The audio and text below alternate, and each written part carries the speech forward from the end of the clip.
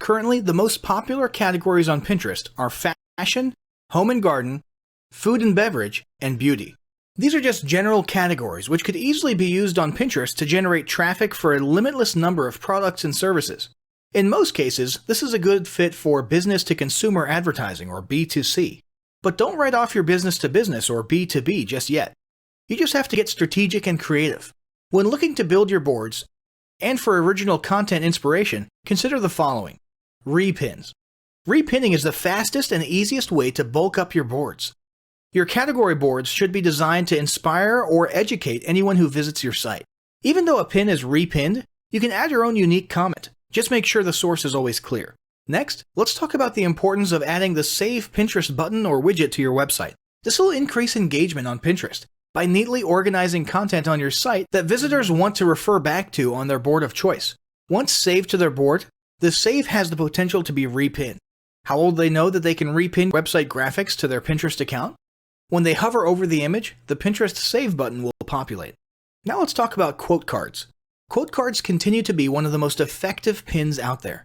With the long list of user-friendly quote card generators, you don't even have to have graphics design skills to generate a pin worth sharing. This includes seasonal quotes, questions by industry professionals, and even original quotes and phrases relevant to your target audience. For example, 3 things only a nurse would understand. Next, recipes. Like we mentioned earlier when we were discussing statistics, there's over 1.7 billion recipes on Pinterest. Now, you don't want to post recipes if they're not relevant to your brand, product, or services. But if you're in any way related to food, health, beauty, fitness, or home, recipes can be a part of your mix. Next, there's infographics. Infographics come in many forms and are a visually engaging method of delivering fun facts, educational facts, product facts, or any information relevant to your primary target audience. Again, you can invest in infographic software to design your own. The great thing about infographics is that you can post them to Pinterest, your website, blogs, online content, and your other social media channels. You can even print them out for offline marketing purposes. These don't have to be the typical long-form infographics. They can just be a little square with 4 or 5 facts.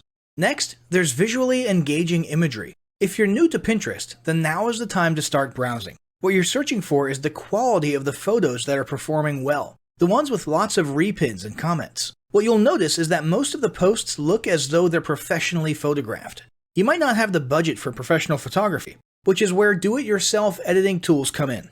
Add a filter and adjust lighting, and you can make most photos look better. Just make sure your editing does not misrepresent the color of your product. Then there's casual product placement. Your photos and graphics need to accurately reflect your brand, but that doesn't mean your product needs to be front and center. In some cases, front and center might be the best way to go, but in most cases, not so much. For example, if you sell luxury interior paint, well, you can only have so many photos of your paint can, paint on the wall, brushes, or of painting in the act. So instead of, or in addition to those, why not post some photos of staged living rooms with your paint on the walls? Or let's say you sell fashion accessories. Your posts will get more action if you show stylish ladies sporting your fashions, as opposed to a ton of close-ups of your jewelry or handbags just laying down on a flat surface. Now let's talk about ratios for your pins. Pins that are too tall get cut off on mobile devices. And since 80% of users use mobile devices to browse Pinterest, you really don't want that. You can upload any size pin, but not all will reformat in the visually appealing manner that we're looking for. When it comes to ratios and designing your pins, keep these tips in mind. Profile photos should be 165 by 165. Your board cover image, 217 by 146. Tiny thumbnails will be 70 by 70. The aspect ratio for pins is 2 by 3 to 1 by 3.5. The maximum pixel width is 736 pixels, but you might want to aim closer to 600. Keep long pins like infographics at 736 by 2016. The ideal pin size is 736 by 1104 to 2016. Now that you have a better understanding of how to get started, you might be searching for a few best practices to make the most out of your new social media platform. Here's just a few. Number 1, follow and repin local business owners. Not competitors, but businesses you do business with, or that you're a personal patron of. Odds are they'll return the favor. Bonus points if you have a shared target audience. Number 2, start off with at least 6 boards that have at least 20 pins each. Set a goal to repin at least 5 per week to each board, and at least 3 original pins. Aim for no less than 10 boards total. Number 3, keep an eye on your competitors to see what they're doing and what works. The goal is not to copy, but gain inspiration. This includes businesses in the same industry, but in other service areas, even in other countries. Number 4, find ways to link back to Pinterest. Install the Pinterest Save widget to your website. Add your Pinterest URL to your monthly newsletter. Include it in your email signature. Or offer promo codes which can only be found by visiting Pinterest. Number 5, while your clients can't pin to your board, you can create offline and online incentives where the winner will be featured on your social media. For example, you could provide a prize, including a celebratory pin on Pinterest, as an incentive to the 50th customer who posts creative use of product on social media. Number 6, make a short list of restaurants, businesses, and brands who excel on Pinterest. Regardless of their industry, they have at least a few methods you can test. If you're not sure where to begin, simply type top pins or top add your industry pins into the Pinterest search bar to see what populates. Number 7, don't utilize Pinterest to spam your followers, but feel free to send direct messages to those who leave comments.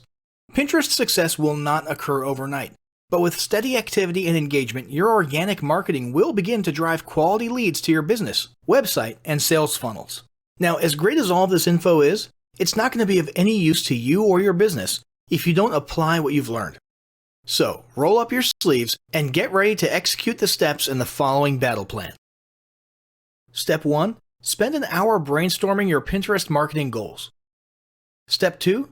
Think about what kind of boards and pins are most useful for your business or niche and develop a content plan. Step 3. Take 15 minutes to create and optimize a Pinterest account and at least 6 boards in accordance with what you learned in this guide. Step 4. Start filling your boards with pins, at least 5 each for starters, and begin implementing the best practices we discussed earlier.